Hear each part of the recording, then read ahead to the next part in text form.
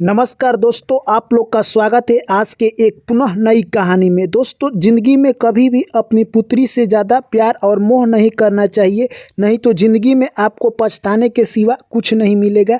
ये दुनिया की सच्चाई है। दोस्तों, आज की कहानी हम सभी दर्शकगण से हाथ जोड़कर विनती करेंगे कि ये कहानी आप अपने पुत्र और पुत्री को ज़रूर सुनाएं, जिससे कि इस कहानी में जो भी ज्ञान मिलेगा वो आपकी ज़िंदगी में बहुत काम आने वाला है। चलिए कहानी शुरू करें उससे पहले आप लोग चैनल को सब्सक्राइब कर लीजिए और नोटिफिकेशन को ऑन कर लीजिए। एक छोटा सा गांव था। उस गांव में एक सेठ रहा करता था। सेठ की पत्नी और सेठ दोनों टाइम भगवान के पूजा पाठ किए करते थे, परंतु उनके घर एक बात की दुख थी कि उनका कोई संतान नहीं था। समय ऐसे ही निकलता गया। दोस्तों, अक्सर देखा गया है कि जिसके भाग्य में कुछ नहीं होता है उसे कुछ नहीं मिलता है। ठीक उसी प्रकार सेठ के घर धन दौलत की कोई कमी नहीं थी, परंतु संतान का प्यार उसके पास नहीं था। सेठ ने एक दिन निर्णय लिया कि अब हमारा संतान कोई नहीं होगा। तभी उसकी पत्नी कहती है कि हमें तो एक संतान चाहिए, नहीं तो हम अपना ज़िंदगी कैसे गुजार पाएंगे, हमारी बुढ़ापा का सहारा कौन बनेगा। सेठ को भी अपनी पत्नी का बात अच्छा लगा और वो सोचने लगा कि हमें तो एक संतान की सख्त ज़रूरत है। सेठ ने कहा कि हमारे पास एक मौका है, हम लोग चलकर अनाथ आश्रम किसी बच्चे को अपने गोद ले लेंगे। सेठ और उसकी पत्नी एक दिन अनाथ आश्रम जाते हैं तो देखते हैं कि वहाँ पर बच्चे नहीं थे। एक छोटी सी बच्ची थी, जिसे देखकर सेठ की पत्नी उस पर दया आ जाता है। सेठ की पत्नी कहती है कि ये बच्ची मुझे काफ़ी प्यारी लग रही है, इसको मैं घर लेकर चलूँगी। और वहाँ से दोनों उस बच्ची को लेकर अपने घर आ जाते हैं और उस बच्ची का पालन पोषण बहुत अच्छी तरह से करते हैं। अपने भी बच्चे से अच्छी तरह से उसका पालन पोषण करते हैं। जैसे ही बच्ची थोड़ी सी बड़ी होती है, उसे यानी अपने शहर का सबसे नामवर स्कूल में नाम लिखवा देते हैं। वो बच्ची पढ़ने में इतना तेज़ थी कि वो अपने क्लास में टॉप किया करती थी। ऐसे ही देखते देखते बच्ची ने मैट्रिक में इतना नंबर मंगाया कि पूरे उसके राज्य में प्रथम स्थान था। वो बच्ची रिजल्ट लेकर आती है घर पर। उसकी माँ पूछती है कि बच्ची तूने स्कूल में कौन सा स्थान पाया है। तभी कहती है कि हे माँ, मैंने अपने पूरे राज्य में टॉप किया है। और कहती है कि तुम्हें पता नहीं चलेगा कि टॉप क्या होता है, क्योंकि टॉप आने का मतलब है मैं पूरे राज्य में नंबर 1 स्थान पर हूँ। उसके बाद कहकर वो अपने पापा के रूम में जाती है। जैसे ही पापा के रूम में जाती है, उसके पापा वहाँ पर नहीं थे, वो काम से बाहर गए हुए थे। तभी जाकर मम्मी से पूछती है कि पापा इस वक्त कहाँ गए हैं। तभी मम्मी कहती है कि तेरे पापा काम से गए हैं, तू बैठ, कुछ देर में आ जाएंगे। उतने ही देर में उसके पापा आ जाते हैं और अपने पापा से कहती है कि हे पापा, मैंने पूरे राज्य में अपना टॉप किया है। उसके पापा कहते हैं ठीक है, तूने मेरा सीना गर्व से चौड़ा कर दिया क्योंकि तूने राज्य में टॉप किया है। उसके बाद उसकी बेटी कहती है कि हे पापा, मैं अपने दोस्तों के साथ यानी जाने वाली हूँ पार्टी मनाने के लिए, आप मुझे जाने दीजिए। तभी उसके पापा कहते हैं ठीक है, तू चली जा। उसके बाद उसकी माँ उधर जाती है और उसके लिए कुछ मिठाइयाँ बनाकर लेकर आती है।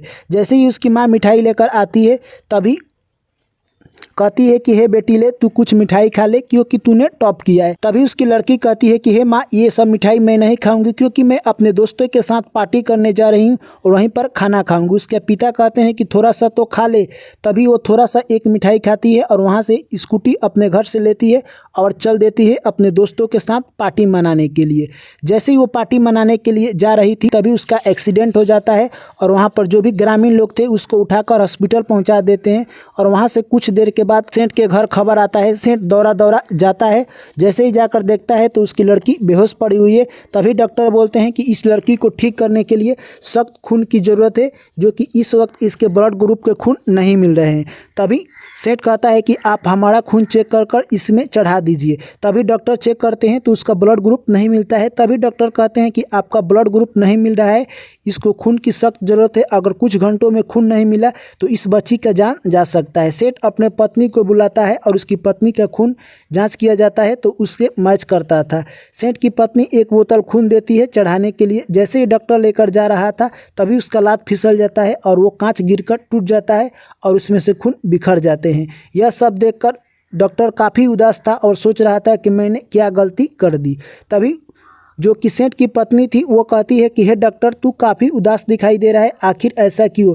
डॉक्टर ने अपना सारा कहानी और किस्सा कह दिया। तभी वो सेठ की पत्नी कहती है कि इससे क्या हो गया, जो होना था वो हो गया, तू मेरे शरीर में से और एक बोतल खून निकाल ले।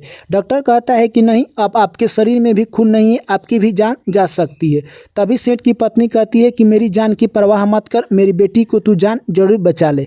डॉक्टर ने सेठ की पत्नी को ज़बरदस्ती करने पर उसके शरीर में से खून निकाल लेता है और उसके बेटी को पुनः खून चढ़ा देता है। जैसे ही खून चढ़ता है उसकी बेटी उठकर बैठ जाती है, यानी होश में आ जाती है। तभी सेठ देखता है कि उसकी पत्नी इस दुनिया को छोड़कर चल बसी और सेठ काफ़ी उदास होता है। सेठ सोचने लगा कि एक तरफ दुखी और एक तरफ खुशी, यानी भगवान ने मेरे साथ ऐसा क्यों किया। तभी उसकी बेटी कहती है कि हे पापा, मैं यहाँ पर कैसे पहुँच गई। तभी उसका पापा कहते हैं कि तू अपने दोस्तों के साथ पार्टी मनाने के लिए जा रही थी और रास्ते में तेरा एक्सीडेंट हो गया और यहाँ पर हम लोग हॉस्पिटल में आए तो तू हॉस्पिटल में पड़ी हुई थी और तेरा इलाज चला और तू पुनः अभी ठीक है और तुम्हारे शरीर में से इतना खून निकल गया था कि खून की सख्त ज़रूरत थी और तुम्हारी माँ ने खून दिया है, इसीलिए तुम्हारा जीवन आज नया जीवन मिला है। यह सब बात सुनकर उसकी लड़की कहती है कि मुझे माँ से अभी इसी वक्त मिलाओ। तभी उसकी पापा कहते हैं कि तुम्हारी माँ से मिलाना मेरे बस का बात नहीं है, क्योंकि तुम्हारी माँ हम लोगों से काफ़ी दूर यानी इस दुनिया को अलविदा कह के चली गई है। यह बात सुनते ही सेठ की लड़की के पांव तले से धरती फट जाता है और सोचने लगती है कि मेरी माँ इस दुनिया से चली गई। तभी वो सेठ कहता है कि तुम्हारी माँ इसलिए सारा खून दे दी क्योंकि वो पढ़ी लिखी नहीं थी।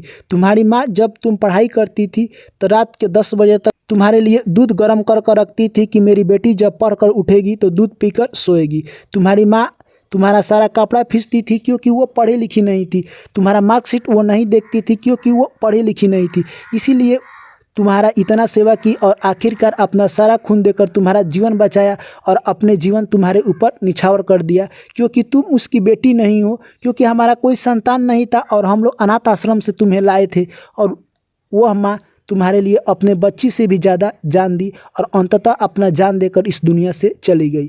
यह बात सुनते ही सेठ की बच्ची को समझ आ गया और वो रोने लगी और कहने लगी कि हे पिताजी, मैंने अपने 10th क्लास में 99% मार्क्स लाकर भी अपने माँ की अधूरी प्यार को पा नहीं सकी। मैं माँ से भी अनपढ़ हूँ, मेरी माँ अनपढ़ नहीं थी, वो 100% में 100% पढ़ी लिखी थी, क्योंकि वो माँ जो अपनी जीवन अपनी बच्चे के लिए दाव पर लगा दी। मेरा पढ़ा लिखा सारा निस्वार्थ हो गया, क्योंकि मैं पढ़ लिख कर भी अपनी माँ के सामने कुछ नहीं कर पाई और मेरी माँ अनपढ़ होकर भी मुझसे अधिक मानवता वाली काम कर गई है। मैं अपनी माँ की सादा ऋणी रहूँगी और उसके कर्तव्य पथ पर मैं आज से चलूँगी। दोस्तों, यह कहानी हमें यही संदेश देता है कि कभी भी किसी भी माँ बाप को अपने बच्चे से इतना प्यार नहीं करना चाहिए। आपके घर अगर कोई खुशी आई है तो ये बात याद रखें मेरे दोस्त कि ये दुख और सुख एक चक्र है जो कि चलता रहता है। जब भी आपके घर कोई सुखी आई है तो उसमें ऐसा काम ना करे कि आपका पूरा सुख दुख में बदल जाए। उसमें भी नियंत्रण रखकर, कंट्रोल रखकर ऐसा काम करे जिससे कि आपके आने वाला दिन अच्छा हो। तो मैं आशा करता हूं दोस्तों कि ये कहानी आप लोगों को अच्छी लगी है तो वीडियो कर दीजिए लाइक। जो भी साथी पहली बार आए चैनल को कर लीजिए सब्सक्राइब। पुनः आप लोगों से मुलाकात होगी एक नई स्टोरी में। तब तक आप लोग मुझे दीजिए इजाज़त। Thank you, take care, bye bye, जय श्री कृष्ण, राधे राधे।